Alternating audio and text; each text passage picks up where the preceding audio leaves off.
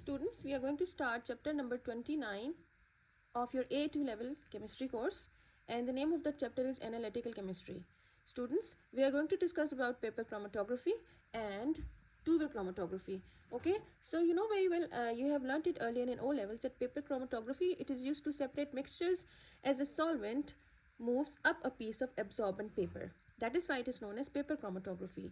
In this case, mobile phase is the solvent and stationary phase is the water trapped between cellulose fiber of the paper. So substance in the mixture will be have different affinities for the solvent and for water, so they move at different rates. Now students, here you can see that there are four processes here. Okay, so components of the mixture can be identified by different compounds. This is the mixture and these are the reference compounds. Okay, so you can tell. Now you can see what retardation factor, that is R factor, is. Here you can see that it is the distance covered by the solute divided by the distance covered by the solvent. This is the solvent front. So this is the retardation factor. Now students, let's see what two-way chromatography is. Students, sometimes two or more compounds in a mixture can have similar RF values in a particular solvent. This means that their spots on the paper chromatogram will overlap. You can see here it's overlapping. Okay, so what happens is the separation will be poor. So this can happen when we hydrolyze a protein. Okay, so in this case, two-way chromatography is useful. Here, this is the two-way chromatography. Okay, now students, in this case or in this technique, paper chromatography is carried out as normal, but when the chromatogram is produced, it is rotated by 90 degrees and rerun in a different solvent. Okay, here you can see that it is rotated by 90 degrees. Now, it is unlikely that the RF values will coincide in two different solvents, so separation takes place. You can see that the three of the solutes, they are completely separated. So this is two-way chromatography. Hello students, what we are going to learn is partition coefficients in chromatography. Earlier you learnt about chromatography. It's a technique to separate a mixture. So in this diagram, you can see that there is a solid support and there is a stationary liquid phase, and the solute is dissolved in the stationary liquid phase. You can see these particles here. Okay, so this is the partition coefficient that we are going to discuss. Partition coefficient you have learned earlier in the further aspects of equilibria, that it is the partitioned solute between two immiscible solvent. Okay, it relates to the solute which is partitioned between two immiscible solvent. So here is also the same case. You can see that mobile phase is the solvent chosen. Whatever solvent you choose in the chromatography, like for example ethanol, water, or any solvent that you're choosing, and the stationary phase is simply the water trapped in the paper structure. And the solutes in mixture, they are partitioned between the solvent in these two phases. Okay, so what happens is the greater the solubility of the solute being separated, that is in the mixture, that however how many solutes are there, the greater the solubility in the mobile phase, the faster the rate of the movement. Students, what we are going to learn is TLC, which is thin layer chromatography. It is another form of chromatography in which the stationary phase is solid, usually alumina, which is Al2O3, and silica, which is SiO2. It is spread onto microscopic slide in the form of slurry with water. Then the slide is put into an oven where it dries into a solid white coating onto a glass, and a chromatogram is then made in a similar way to paper chromatography. As you can see in the diagram, the mixture of the solvent, it is poured onto this chromatogram. You can say that this slide in the form of a dot, and then it is separated into its respective components. Now the polar molecules are adsorbed more strongly onto the surface, that is, they travel slowly. Okay, because they are more adsorbed.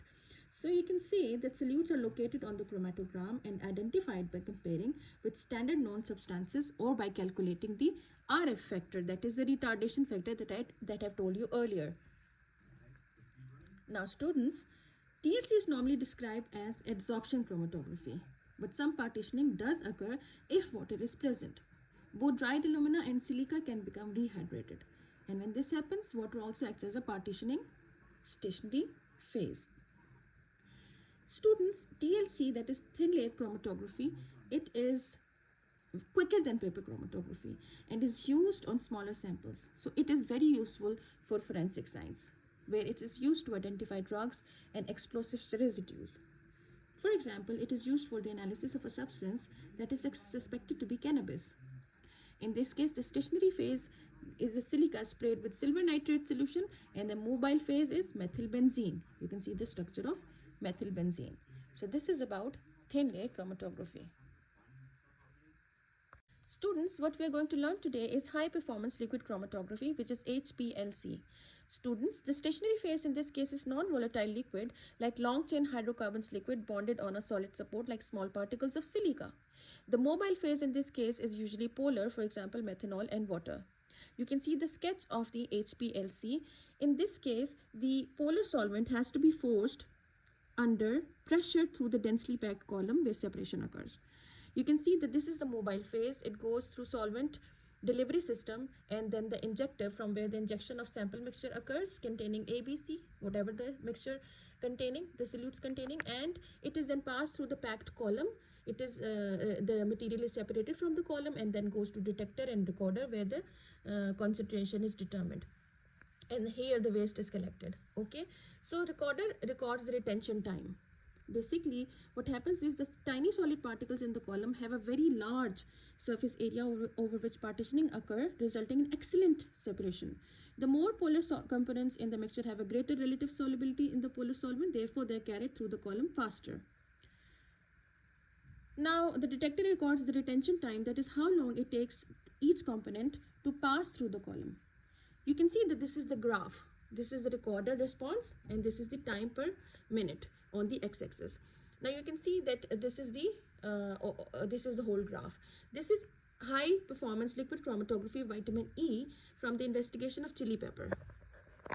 Students, basically the area under each peak recorded is proportional to the amount of solute emerging from the column. Students, HPLC, it is used in medical research to separate peptides and proteins, to analyze urine samples from athletes for banned substances like steroids, for monitoring pollutants in the rivers, for example, measuring the level of pesticides, and it is used by food standard agencies to check the accuracy of the data on food labels. Students, the topic that we're going to learn is gas liquid chromatography, which is GLC. In this case, the mobile phase is inert gas and a column contains the stationary phase. Diagrammatically, you can see the construction of GLC machine. Now here you can see that the carrier gas is inserted and it is the mobile phase. The sample is injected from here. There is a rubber silicone septum. This is the injector oven, this is the detector oven, and this is the column oven. And here there is a computer or recorder. From the detector it goes and make a graph. The column is 1 to 5 meters in length and 3 to 6 meters in diameter. So basically the oven maintains a constant temperature higher than the boiling point of the components in mixture to be analyzed. Okay, students, the solids must be volatile as they must be in the form of a vapor. Now students, as in all chromatography, the conditions must be controlled in order to make comparisons with published databases. The chromatogram must be obtained using the same carrier gas, flow rate, and stationary phase and temperature that were used when the standard data was obtained. Okay?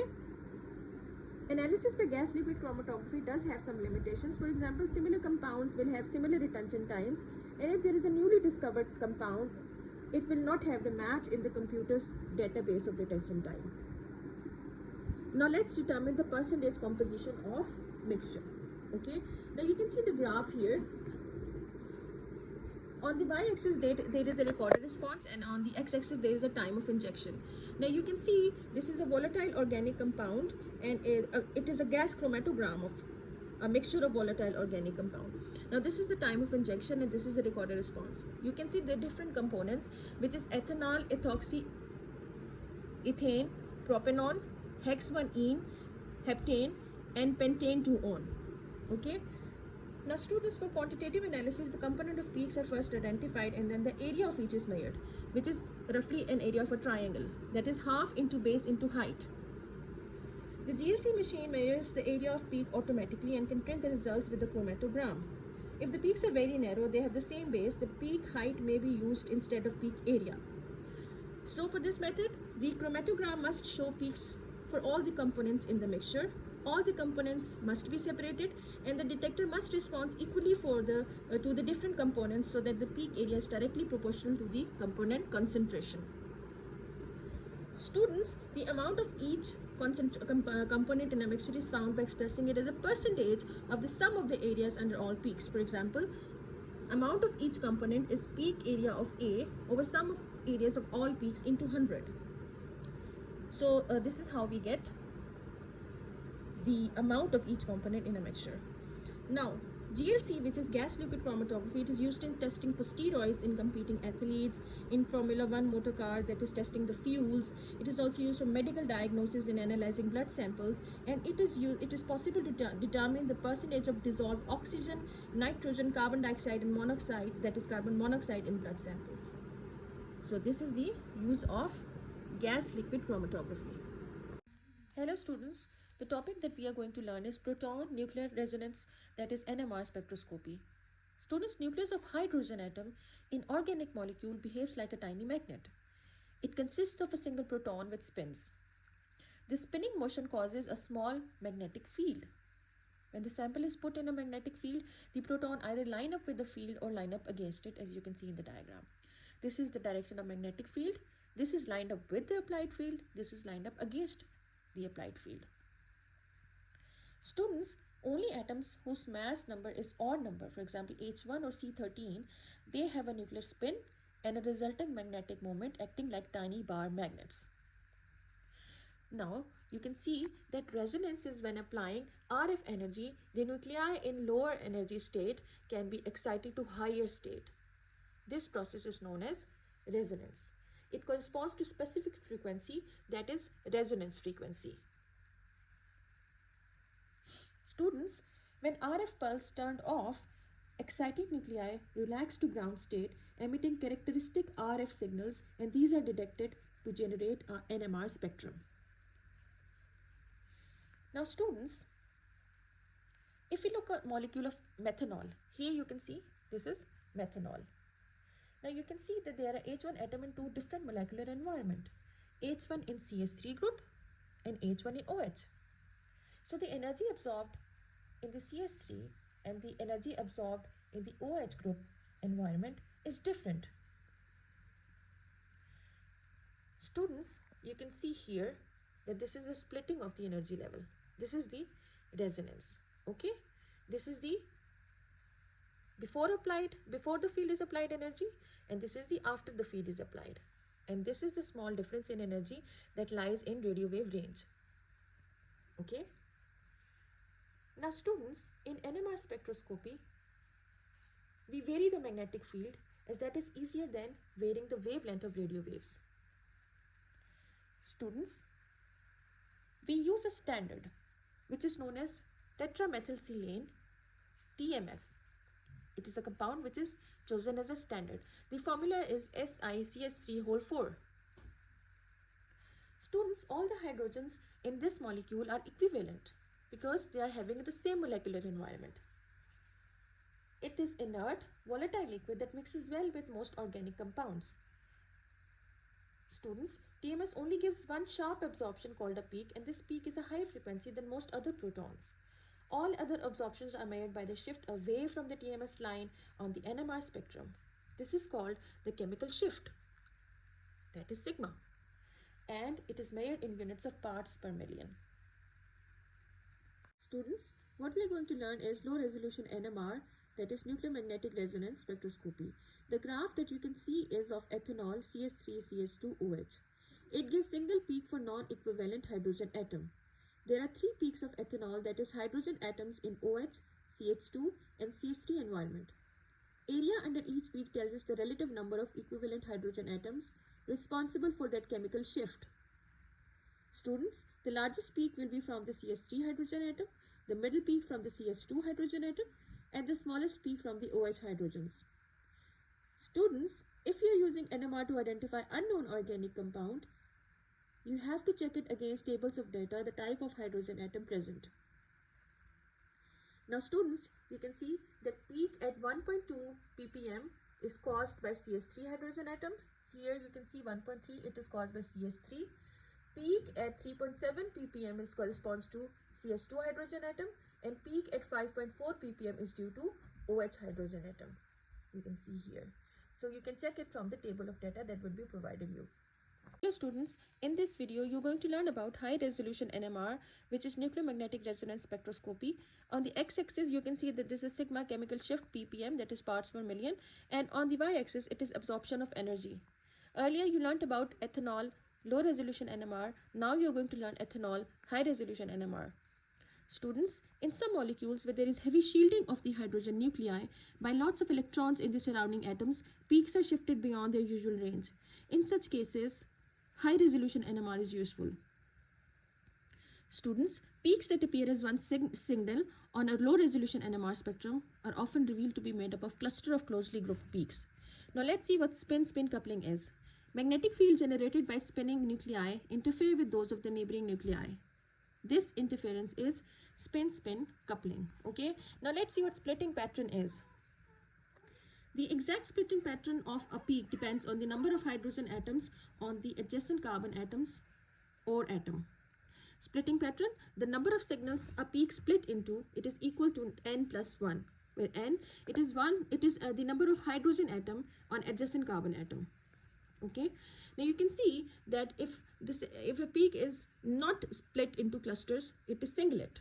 If it is split into 2 peaks, it is duplet. If it is split into 3 peaks, it is triplet. And if it is split into 4 peaks, it is quartet. So the number of hydrogen atoms you can guess by these singlet, duplet, triplet and quartet. If it is singlet, the number of adjacent hydrogen atoms is 0. If it is duplet, it is 1. If it is triplet, it is 2. And if it is quartet, it is 3. Now students, you can see here the CS3 peak is split into 3 because there are 2 hydrogen atoms on the adjacent CH2 atom or group. So the n plus 1, this is called a triplet. N plus 1 equals to 3. Now in CH2 group, you can see the peak is split into 4 because there are 3 hydrogen atoms on the adjacent CH3 group. N plus 1 equals to 4. So this is called a quartet. The OH peak is not usually split as its hydrogen atom is constantly being exchanged with the hydrogen atom of other ethanol molecules and any water present. This results in one average peak being produced. Hello students, in this video you're going to identify the hydroxide or NH signal in an NMR spectrum. First of all, you should know what a labile proton is. The hydrogen atom in hydroxide or NH group is the labile proton. Now students, in the previous graph, you saw that the hydroxide signal in the high resolution NMR spectrum of ethanol appears as a single peak. So, the peak is not split by the hydrogen atom on the neighboring CH2 group. The reason for this is the hydroxide proton exchanges very rapidly with the protons of acid or water present, as you can see in this equation. The proton ethanol, it is replaced by the proton of water, as you can see with the green and red marker. So this is a very important point. That is why the CH3 CH2OH NMR peak appears as a single peak. Now students, the exchange takes place so rapidly that the signal for the hydroxide protons becomes a single peak. This exchange also happens in amines and amides which contain the NH group. Now chemical shift ranges of NH and OH overlap with chemical shifts of other types of protons. Signals can also appear outside quoted range because of the choice of solvent or concentration. So that is why the NMR spectra is difficult to interpret. So for this reason, we use heavy water, that is D2O. D, that is deuterium, it is the isotope of hydrogen with 1 proton and 1 neutron. Students, we add deuterium oxide to the sample. As you can see in the equations, the hydroxide, the proton of the hydroxide, it is replaced by the deuterium, and in the lower equation, that is NHCO amide, the proton is replaced by the deuterium. So the deuterium atom, that is D2O, is called heavy water. So what happens is when we add this to the sample, it do not absorb in the same region of the electromagnetic spectrum as proton. This makes the OH or NH signal disappear from the NMR spectrum, So by checking against the peaks in the original NMR spectrum without D2O, we can tell if the hydroxide or NH groups are present in the sample. Hello students, in this video you're going to learn about mass spectrometry. It measures relative isotopic masses and their relative abundance. You've already learned about this topic. This is then used to calculate the relative atomic masses. Okay, its main use is identification of organic compounds. Now let's see what fingerprinting is. It is matching spectrum against spectra of known substance in a database. First of all, the sample is vaporized and bombarded by high energy electrons, and then it fragments the molecule by breaking the covalent bond. Now this is the mass spectrum of propanone, which is commonly known as acetone. Now you can see that there are 3 bars on this. On the x-axis it is mass by charge ratio, on the y-axis it is relative abundance. Now you can see 3 vertical lines on 58, 43 and 15. Now students, the peak at the highest mass charge ratio is caused by the molecular ion, which is M positive. It's formed by the sample molecule with 1 electron knocked out. Reading on the horizontal axis gives us the mass. So 58 relative mass corresponds to CH3CO CH3 positive. That is, if you add these all elements atomic relative masses, you will get 58. Hello students, the video is about carbon-13 NMR spectroscopy. Students, why carbon-13? Why not carbon-12? Because carbon-12 has an even mass number, and this isotope has no signal on the NMR spectrum. The NMR spectrum only works with atoms with an odd number, okay? That is mass number. So that is why carbon-13 is being used. 1% of the carbon atoms in any sample of organic compounds will be carbon-13 isotope. As it is an odd mass number, its nuclei will interact with magnetic field to produce NMR spectrum. Chemical shifts are measured with reference to the TMS peak, which is trimethylsilane. You have discussed it earlier. Signal appears as discrete vertical lines. Now students, you have to take care in interpreting the carbon-13 NMR spectra, because the heights of the lines are not usually proportional to the number of equivalent carbon-13 atoms present. The solvent used to prepare C13 NMR sample is CdCl3, which is trichloromethane.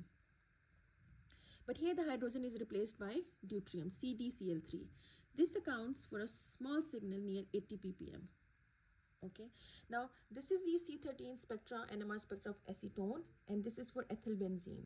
Okay, you can see this is the signal for CdCl3, which can be ignored, but the carbonyl group, it's on 220 ppm, and the methyl group, they two are equivalent, it's at 25 ppm. So this is the acetone, which is propanone NMR, C13 NMR. Now this is ethylbenzene. This is C13 NMR of ethylbenzene. This is for benzene, C6H5, that is phenyl, you can also say, and it is at 125 ppm. This is for ethyl, 25 ppm, and this is for methyl. So this is the NMR spectra, C13 NMR spectra for ethylbenzene. Students, the carbon atoms in the benzene ring are almost equivalent, but will be affected to slightly different extents by the presence of the ethyl group in the molecule. Hence, there is a series of lines clustered near 125 ppm. That is here.